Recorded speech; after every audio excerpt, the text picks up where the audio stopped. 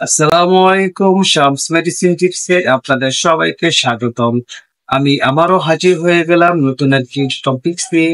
আজকে আমাদের টপিক শিশুদের পেটের ব্যথা। শিশুদের পেটের ব্যথার কারণ এবং এর প্রতিকারের উপায় কি। সুতরাং ভিডিওটি সম্পূর্ণ দেখুন এবং পেটের ব্যথার কারণ এবং প্রতিকার সম্পর্কে জানুন। প্রথমেই আমি আপনাদের সাথে আলোচনা করব শিশুদের অর্থাৎ নবজাতক শিশু কেন পেট ব্যথা হয়। নবজাতক শিশু জন্মগ্রহণ করার পর থেকে পরবর্তী 6 মাস বিভিন্ন কারণে তার পেটের ব্যথা হতে পারে। তার মধ্যে অন্যতম একটি হচ্ছে ইনফ্যান্টাল কলিক।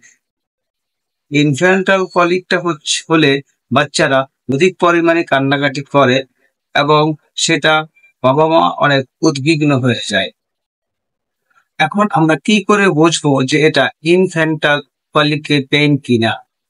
যদি বাচ্চা 24 ঘন্টার মধ্যে 3 ঘন্টার অধিক অধিক 3 ঘন্টার অধিক পরিমাণ কান্নাকাটি করে এবং কোনোভাবেই সেই কান্না থামানো যায় না এবং সপ্তাহে 3 দিন বা তার অধিক এই কন্ডিশন 3 সপ্তাহ ধরে চলতে থাকে, তাহলে অবশ্যই তাকে ইনফ্যান্টাল কলিকের মধ্যে রাখতে হবে। এই ইনফ্যান্টাল কলিক 6 সপ্তাহ থেকে শুরু করে বাচ্চা ভেদে 3 মাস থেকে 6 মাস পর্যন্ত হতে পারে। এইটার জন্য বাবা মা অনেক উদ্বিগ্ন থাকে এবং এটা কিন্তু ওয়ার্ল্ড ওয়াইড প্রায় সব শিশুরই হয়ে থাকে। এখান থেকে আমাদের বাচ্চাদের তাহলে রক্ষার উপায় কি, সেটা হচ্ছে যদি ফ্যামিলিতে যদি কেউ ধূমপায়ী থাকে সে যেন সেটা পরিহার করে বাচ্চার কাছে যায় এবং বাবুর জ্বর আসছে কিনা সে বিষয়টা খেয়াল রাখে এবং তাকে যদি ফর্মুলা দুধ দেওয়া হয় সে কারণেও কিন্তু পেট ব্যথা করতে পারে। সুতরাং এই বিষয়গুলো অবশ্যই খেয়াল রাখতে হবে। এখন আমরা আলোচনা করব বয়স বেঁধে শিশু পেট ব্যথার কারণে। সেটা হতে পারে 3 থেকে 10 বছর পর্যন্ত। শিশুর পেটের ব্যথার অন্যতম একটি কারণ হচ্ছে বাইরের খাবার খাওয়া, যেমন চকলেট, চিপস, জুস। তাছাড়া খাবারে যদি জীবাণু সংক্রমণ হয়, কোষ্ঠকাঠিন্য, ডায়রিয়া, এটাও কিন্তু হচ্ছে পেট ব্যথার অন্যতম একটি কারণ হিসেবে বিবেচিত হয়। অনেক সময় দেখা যায় বাচ্চা প্রস্রাবের সংক্রমণ, অগ্নাশয়ের বিভিন্ন রোগ, অ্যাপেন্ডিসাইট সহ বিভিন্ন সার্জিক্যাল সমস্যার কারণে কিন্তু পেট ব্যথা করতে পারে। অথবা পেট যদি ফুলে যায় তাহলেও কিন্তু বাবু পেট বা বড়দের পেট ব্যথা করতে পারে। সুতরাং পেট ব্যথা কিন্তু দুটা কারণে হতে পারে, সেটা আমাদের বুঝতে হবে। একটা হচ্ছে শিশুর শারীরিক, একটা হচ্ছে মানসিক। শিশুর পেটে কিন্তু মানসিক কারণেও হতে পারে, মানসিক কারণে পেট ব্যথা হতে পারে, সেটা আমাদেরকে বুঝতে হবে।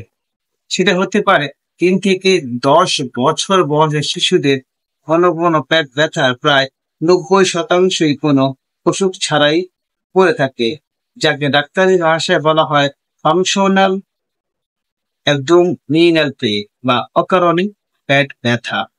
এই অকারণে পেট ব্যথা আমরা কি করে বুঝবো?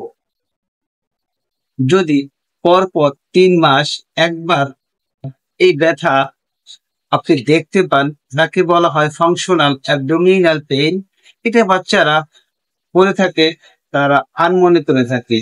সেটা হতে পারে তা বাবা মার আদর পাওয়ার জন্য, স্কুলে পড়ালেখার কাজের প্রেশার সেটাকে মিটতে রাখার জন্য, অথবা বাবা মার ঝগড়ার কারণে, এগুলোর মধ্যে অন্যতম।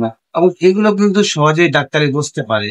যখন ডাক্তারের কাছে নেওয়া হয় তখন কিন্তু বাচ্চা নির্দিষ্ট একটি অংশে তার ব্যথা ব্যথা করছে সেটা বলে, যেটা হচ্ছে যে তার নাভির চারপাশে।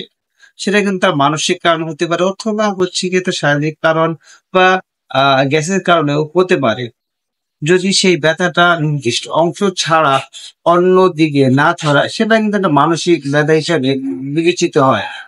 যদি শারীরিক কারণে পেট ব্যথা করে সেটা কিন্তু হতে পারে তার পেট ব্যথার সাথে সাথে জ্বর হতে পারে বা বমি আসতে পারে।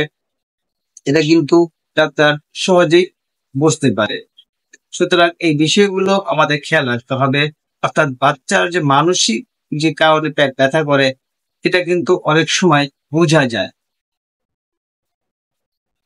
তাছাড়া বড়দের আরেকটা কারণ পেট ব্যথা করে, যেমন হচ্ছে গিয়ে দেখা যায় যে স্বাস্থ্যকর খাবার না খাওয়া, বাথরুম থেকে এসে হাত না ধোয়া বা বিশুদ্ধ পানি না পান না করা, এই কারণে কিন্তু শিশুদের পেট ব্যথা করতে পারে বা পেট ব্যথা হতে পারে, বা গ্যাসের কারণে কিন্তু পেট ব্যথা করতে পারে। বছরের মধ্যে তারা যদি এই ধরনের সমস্যা ফিল করে, অর্থাৎ তাদের পেট ব্যথা করছে, সাথে বমি হচ্ছে এবং হচ্ছে গিয়ে তার জ্বরের পরিমাণ বেশি, সেই ক্ষেত্রে অবশ্যই বাবুকে আপনার নিকটস্থ হসপিটাল বা ডক্টরের সাথে যোগাযোগ করতে হবে এবং তাকে ট্রিটমেন্ট দিতে হবে। সুতরাং আজকে এ পর্যন্তই। ভিডিওটি যদি ভালো লাগে অবশ্যই লাইক, কমেন্ট, শেয়ার করে থাকবেন। আল্লাহ হাফেজ।